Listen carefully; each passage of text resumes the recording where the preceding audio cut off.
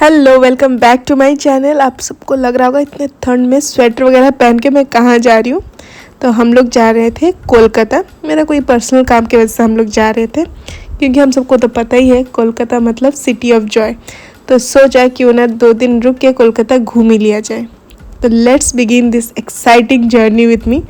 हमारा ट्रेन भुवनेश्वर से सियालदह तक का था। हम लोग का रात का ट्रेन था, तो हम लोग सियालदह सुबह 4:50 AM को पहुंच गए थे। तो चलिए घूमते हैं कोलकाता मेरे साथ।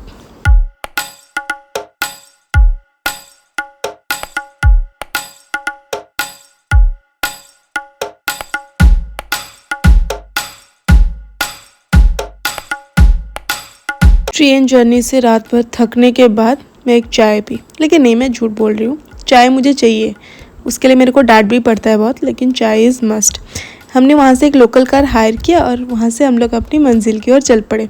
मेरा सुबह ये सुंदर सा सनसेट देख के हुआ and it was a very peaceful morning.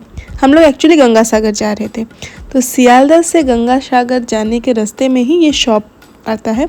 क्योंकि हमने कोई ब्रेकफास्ट किया नहीं था, तो यहाँ रुक गए हम लोग खाना खाने के लिए। यहाँ पे मैंने ऑर्डर किया था ये लूची और घुघनी, और उसके साथ उन्होंने प्याज दिया था और मिर्ची भी दिया था।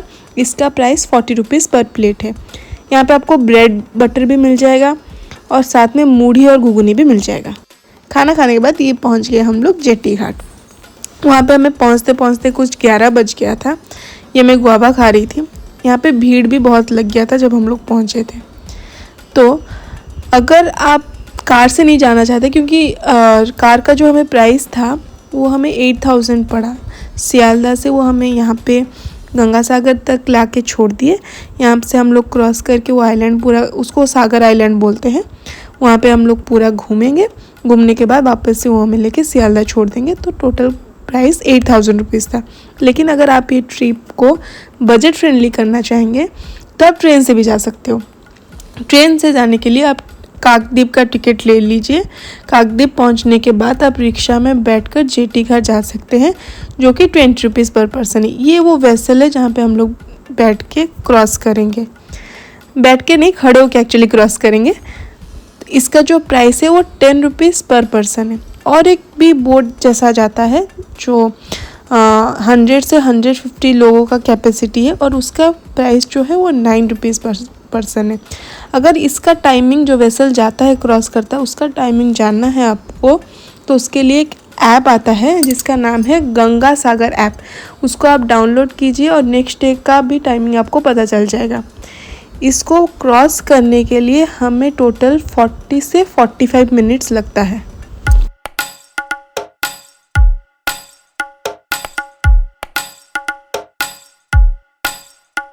और ये हम लोग पहुंच गए हैं गंगा सागर। इसका जो एंट्री पॉइंट है, इसका जो नाम है वो है कचुबेरिया। जहाँ से हम लोग चढ़े थे वेसल में, उस साइड का नाम था काकद्वीप और इस साइड का नाम है कचुबेरिया। यहाँ से गंगा सागर जो है वो 28 किलोमीटर्स की दूरी पे है। आपको यहाँ से बाहर निकलते ही पब्लिक ट्रांसपोर्ट मिल जाएगा। बसेस, वैन सब अवेलेबल रहता है। क्योंकि हमने कार हायर किया था तो हम लोग उसमें बैठ के चले गए।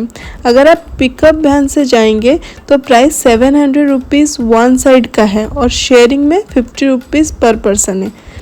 और बस में जाओगे तो 40 रुपीज़ पर पर्सन है। वहाँ पार्किंग पॉइंट में पहुँचते ही आपको ऐसे टोटो मिल जाएंगे। आप इसमें बैठ के आराम से संगम तक जा सकते हैं, जिसका प्राइस आपको 20 रुपीज़ पर पर्सन देना पड़ेगा। यहाँ पे वो जो गंगा सागर मेला है उसकी तैयारी चल रही है।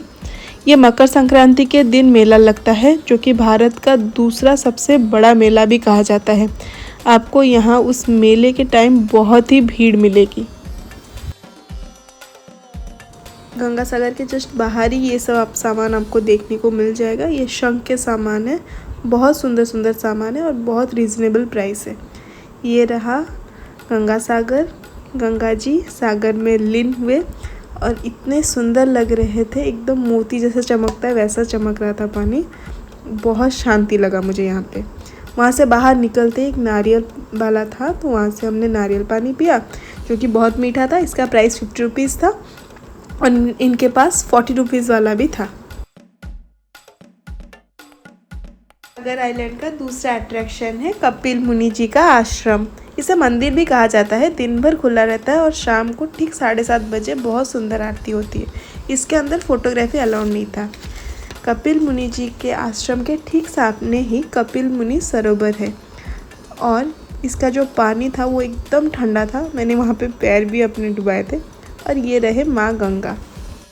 आश्रम के ठीक बाहर ही या फिर आश्रम में घुसने से पहले यहाँ से आप पूजा की सामग्री खरीद सकते हैं।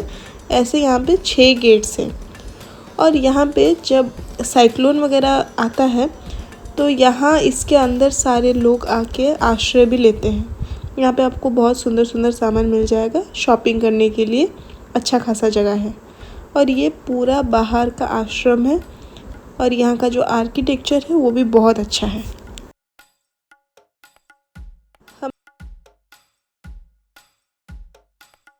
पूरा आइलैंड घूमते घूमते दोपहर हो गया था और मुझे बहुत ज़ोरों का भूख लगा था।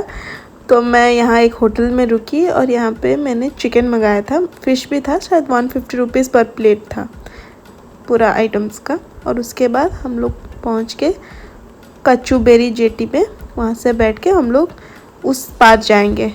बहुत ही लंबा दिन था। एक्चुअली वेसल जो था वो 3:30 को मिलने वाला था, वो हमें 5:30 को मिला कुछ टेक्निकल इशू के वजह से। लेकिन यहाँ आकर मुझे बहुत शांति लगा। कहा गया है ना, सारा तीर्थ बार बार और गंगा सागर एक बार। निकलने के बाद कार में बैठकर वापस से सियालदा अपने होटल में आ गए क्योंकि हम लोग होटल ले चुके थे सियालदा में। ठीक है, मिलते हैं नेक्स्ट ब्लॉग में। तब तक के लिए बाय।